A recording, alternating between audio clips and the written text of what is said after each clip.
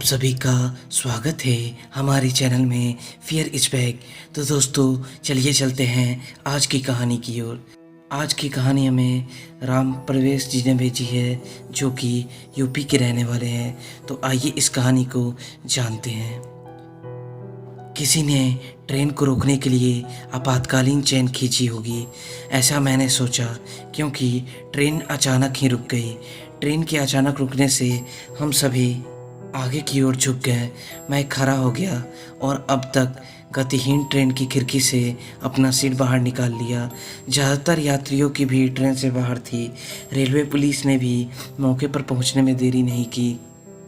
ऐसा प्रतीत होता है कि कोई लाइन पार कर रहा था और ट्रेन की चपेट में आ गया था।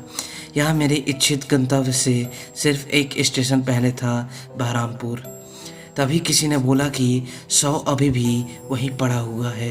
मैं भी वहां जाकर देखने ही वाला था कि किसी ने मेरा हाथ मजबूती से पकड़ लिया, और यह कोई और नहीं बल्कि वह साथी यात्री था जो मेरे साथ ही कोलकाता से बैठा था और जिसमें मैं अपनी 4 घंटे की यात्रा के दौरान बातें कर रहा था। उस बेजान शरीर में देखने के लिए कुछ भी नहीं है, उस आदमी ने बोला। केवल उसमें बहुत सारा खून और कुछ कटे फटे अंग हैं। वह देखकर आप बहुत परेशान हो जाएंगे, मत जाइए उधर। मैंने अपनी उस शौक को देखने की जिज्ञासा को छुपा लिया। शाम के 4:30 बज रहे थे। मेरे साथी यात्री ने मुझे बताया कि वह भी बहरामपुर जा रहा है, इसीलिए हमने एक वैन किराए पर ली जो स्थानीय स्तर पर किराए के लिए उपलब्ध एकमात्र परिवहन था। यात्रा के दौरान हम लगातार बातें करते रहे, कभी राजनीति के बारे में, कभी वर्तमान शिक्षा के बारे में, तो कभी यातायात व्यवस्था के बारे में। बहरामपुर की यह मेरी पहला यात्रा थी। एक मित्र ने मुझे अपने घर वीकेंड बिताने के लिए बुलाया था। मैंने सोचा कि कोलकाता की इस भीड़ भाड़ और बिना फुर्सत लाइफ स्टाइल से बेहतर रहेगा। यह मेरे नीरस दैनिक जीवन में कुछ अच्छा फील कराएगा। उसके बाद मैं वहां पहुंच गया अपने मित्र के घर। मैं कुछ देर फ्रेश रहा। मैंने उस बात को छिपा लिया, अपने मित्र से नहीं बताया। चूँकि मैं शहर में रहता था, वे चिंतित थे कि मुझे उनके ग्रामीण पर अच्छा लगेगा कि नहीं, जहाँ बहुत लाइट कम रहती है। लेकिन मुझे वास्तव में उन तारों वाली रात में उनके घर की छत पर बैठकर वहाँ के ग्रामीण वातावरण का मजा लेना, जहाँ ना तो शोरगुल था, ना ही किसी भी प्रकार का भागदौड़, बहुत ही अच्छा लगा। नारियल का दूध, ताज़ी सब्जियाँ और फल खाना और उसके दोस्तों की उटपटांग बातें सुनना काफ़ी दिल को तसल्ली देने वाला था। फिर उसके मित्र ने उस दुर्घटना का उल्लेख किया जिसमें उसी दोपहर एक 18 वर्षीय लड़की की मौत हो गई थी। मुझे नहीं पता था कि वह एक 18 वर्षीय लड़की है। मुझे बस पता था कि किसी ने ट्रैक पार करते हुए ट्रेन की चपेट में आ गई।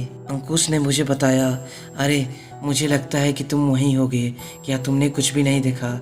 मैंने उन्हें वह सब कुछ बताया जो मैं जानता था और अपनी चुप्पी का कारण भी बताया। वह मेरा बात सुनकर ज़ोर ज़ोर से हंसने लगे, मेरा मजाक उड़ाने लगे कि मैं एक डरपोक हूँ। इस पर मुझे गुस्सा आ गया और मैं कहा, मैं डरपोक नहीं, बस मुझे यह सब बात करने में ठीक नहीं लगता। उसके दोस्तों ने मुझसे कहा, ठीक है, क्या आप उस स्थल पर अकेले जा सकते हैं? तो मैं इस बात पर सहमत हो गया और मैं तैयार हो गया जाने के लिए। फिर हम सब उस स्थान पर गए जहाँ दुर्घटना हुई थी, लेकिन जानबूझकर उस जगह से उचित दूरी बनाए रखी जहाँ ये हादसा हुआ था। उन्होंने मुझे उस जगह तक चलने की हिम्मत दी जहाँ उस बच्ची को मारा गया था। वह कुछ भी मुश्किल से दिखाई दे रहा था क्योंकि वहाँ केवल तारों के प्रकाश और आंशिक रूप से छिपे हुए चंद्रमा की रोशनी थी और वहीं पास का सिग्नल लाल चमक रहा था।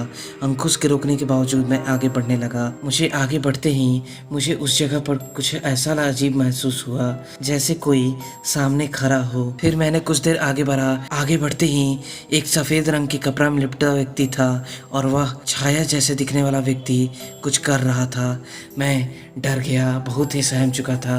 अब मुझ में हिम्मत नहीं थी कि और आगे बढ़ूं। तभी मेरे अचानक मेरे पीठ पे किसी ने हाथ फेरा। तभी मैंने देखा वह कोई और नहीं, मेरा मित्र अंकुश था, लेकिन वह भी वह देख रहा था जो मैं देख रहा था, सामने सफ़ेद रंग के कपड़ा में वह व्यक्ति को। तभी वह व्यक्ति अचानक पीछे मुड़ा। उसका चेहरा देखते ही हम न भाग पा रहे थे और ना ही वहाँ पे रुक पा रहे थे। बहुत अजीब सा चेहरा था, पता ना वह वह कौन था। तभी हम लोगों ने भागे और अपने दोस्तों के पास जाके खड़े हुए। फिर हम अपने मित्र के साथ उसके घर पहुंच गए और हम लोगों ने आराम किया।